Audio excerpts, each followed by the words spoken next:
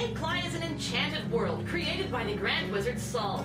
Any young princess or warrior will find Maycly an exciting place. There are festivals, celebrations, sports for every season, creepy things that go bump in the night, and battles of epic proportions. Even the young at heart will want to escape to this ever-after land filled with its whimsical dwellings, fantastic flora, and creative creatures. Hi, I'm Beasley, author of Maycly. I invite you now to join with me as I candidly answer some of the best questions I was asked while writing my first epic fantasy novel, Maycly. Learning the actual craft of writing was probably my favorite part of everything encompassed. It was a wonderful challenge, and I enjoyed learning that, extremely enjoyed that. I also really enjoyed creating new places, new animals, new characters, and finding out what happened to them along the way. In a sense, I really enjoyed taking the journey with them. My husband and I were always having to create special effects, lighting, and audio for theatrical productions.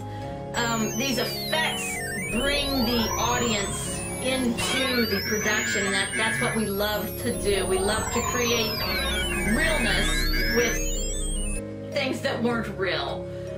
So in a sense, I could say to you that the abnormal became normal to us, and I think that really helped a lot when it came to seeing the actual fantasy in life.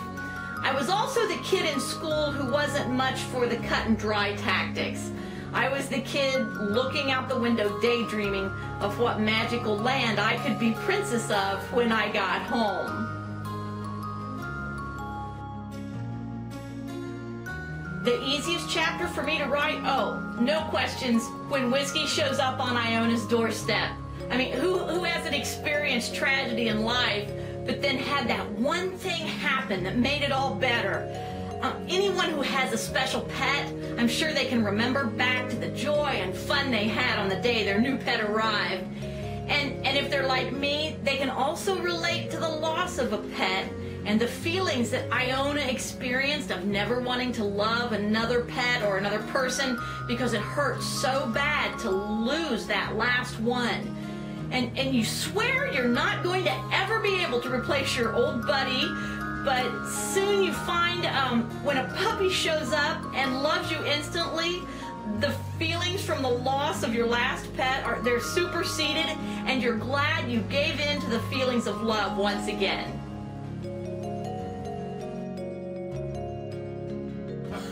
The hardest chapter, the first battle, hands down. I kid you not. Logistics and strategy are not my strong points, and making certain that the flanking and the ranks were put together in the right order, and how many of what was needed, you know, arrows or shields or whatever weapons I was trying to use, making certain the reader gets the feel of the battle from every point of view present.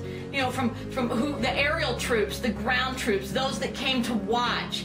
I can't tell you the countless hours I spent reading, studying, and watching film of battle scenes to be able to develop new sounds instead of just, you know, the swords clanked. I wanted something different.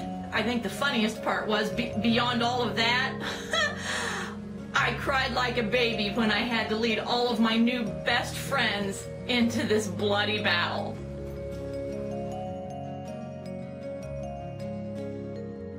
My biggest eye-opener would have had to have been drawing the map.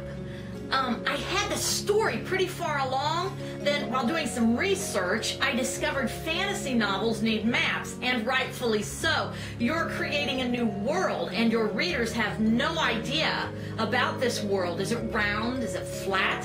Does it have mountains or water? Is it full of dust? So you have to create this. My sister and I spent 2 solid weeks together while I was on vacation visiting her, and we developed the map of Maycly.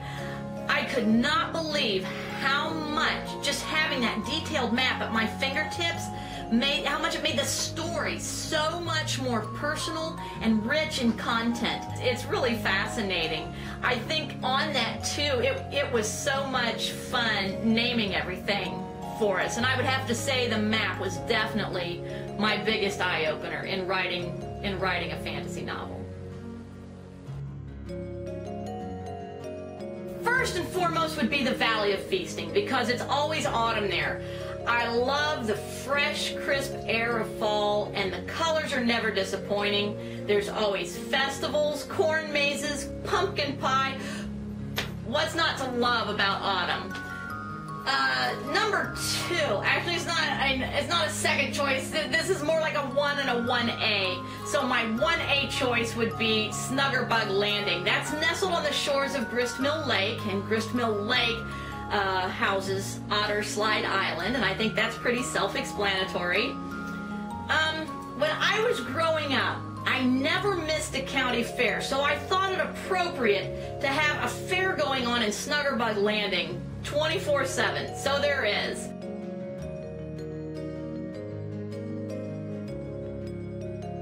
My 2 favorite characters out of all of them, I don't even have to think twice. That would be Whiskey and Artie.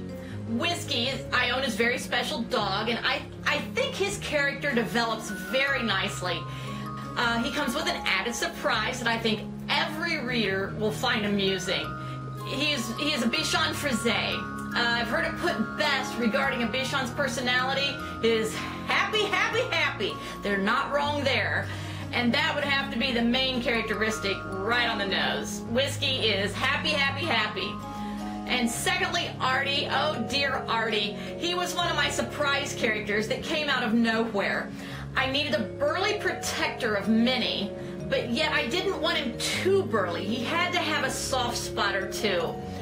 I think most readers will secretly relate to many of Artie's characteristics and habits, and will be able to live them through Artie in the book without getting caught in public themselves, shall we say, pulling an Artie or having an Artie moment.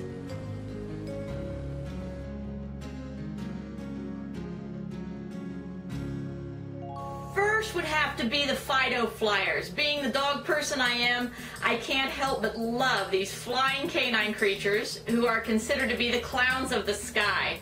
They're lovable, they're fun, and brilliantly colored. Just wonderful. They're awesome to see. Second, I would have to say would be the Toadostruses, or Toadies is what we call them in short in the book. They are the gentle giants of the land. There's even a toady song that my sister wrote that the sprites and chuckins can sing to the toadies to enlighten them and, or keep them calm in battle. They're not necessarily a fighting animal, but they're big and they're strong and they can pull the carts. But they truly are the gentle giant, and there's just something about them, something about a toady you can't resist.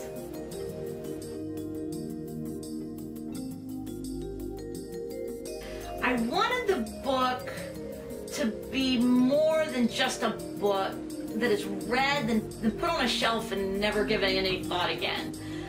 I wanted it to be interactive without using high-end technology. I had spent nearly a year developing a barkery from my grandmother's secret recipe. It was handed down to me after she passed away. In that, my creativity cut loose once again, and I found myself wanting to expand, but how? Well, I ended up adding, I think it was 11 more flavors to her original 2 of the doggy treats. Plus, I branched out into people treats and created several baked goods, sweet treats for people. From there, I developed 4 themed restaurants, complete with menus and the recipes to go with them. When all was said and done, I'd added favorite recipes from different restaurants and characters in Maycly, along with some of their favorites they used to bake or cook on Earth. So those are the recipes you will find in the back of the book. They're actually my original recipes, but to make it more fun for the reader and to be able to relate more so to Maycly, I turned it into Maycly Recipes and Restaurants.